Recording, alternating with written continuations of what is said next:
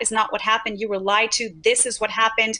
Benghazi, Hillary Clinton and the Obama administration, they were sending weapons, Stinger missiles from Libya to Syria, and it was going through Benghazi. And they allowed all those men to be taken out because of what they knew. And he also found out, in addition to that, which is insane, he found out more information about the SEAL Team 6 with Osama bin Laden, which is what is all of this is coming out. It's all connected together. So from what I've been able to gather so far, listening to the whistleblower himself, looking over the different articles that have already been published, in conversations with people, with yourself, other sources, what I'm able to gather here is that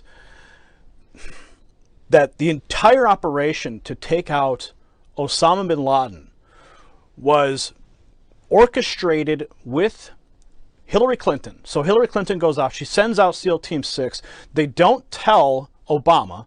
They say, Obama, you're going to have to deal with this, because they've been hiding Osama bin Laden in Iran. And apparently, I mean, even CBS News punted a story back. And Iran knew about it. And Iran knew about it. They were hiding him there.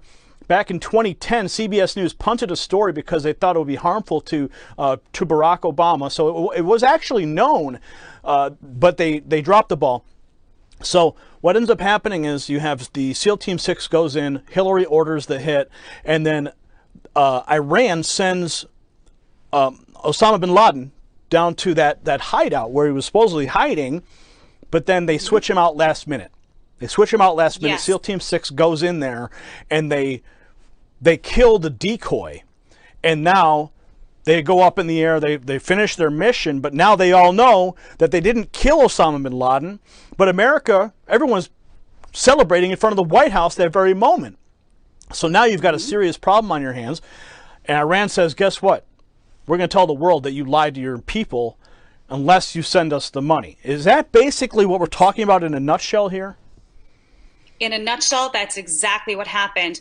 And the implications of this, the administration in cohorts with Iran protecting bin Laden. And I have to say, I just heard the audio clip this morning of a congressman. He will be named, I won't name his name right now, who is not a good guy, who is on these audio tapes with Allen talking about, well, let's hold off killing Osama bin Laden until the time is right so we can use him as a trophy.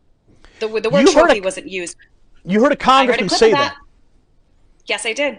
I heard it. I don't have the file. They have it. It's being released. It's given to the congressman last night. Media has it as well. They're hopefully soon they'll release it. But I heard this. I heard that on the audio that they said, hold Osama until we're ready. And then what happened was Iran, last second, like you were saying, last minute, decided to take Osama out. And so there was a decoy, a double, whatever it was. When the SEAL Team 6 team came in to kill Osama, they had direct orders not to take the body back home. You saw with Saddam Hussein, it was all over the place. His pictures were everywhere.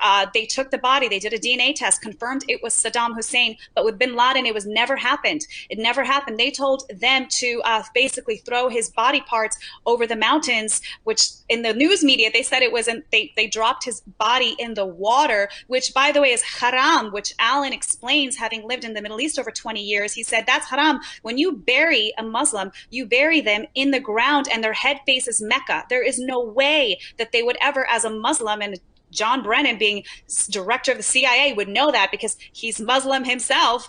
He would know not to ask them to drop it off over the mountains. So the Navy, the SEAL Team 6 knew what was going on, and I'm sure they knew they were in big trouble. And obviously they were all slaughtered and all left to die by this not this administration, by Obama administration.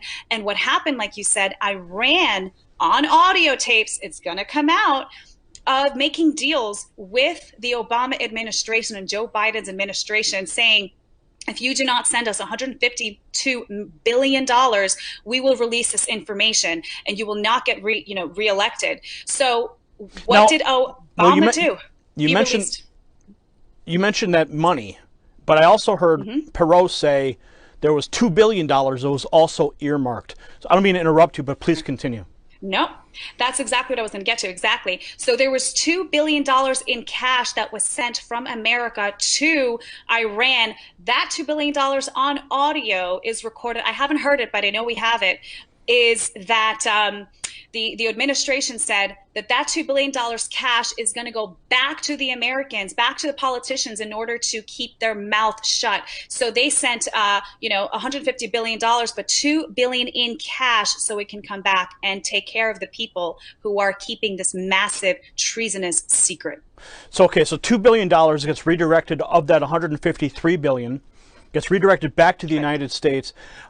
I can only assume that some of the people on that phone call were recipients of that dirty money, perhaps that congressman, perhaps John Brennan, Hillary Clinton. What are your thoughts? That's right. And actually, there's also a lot of documents that points Clinton Foundation with terrorism in the Middle East, and also McCain's foundation also implicated.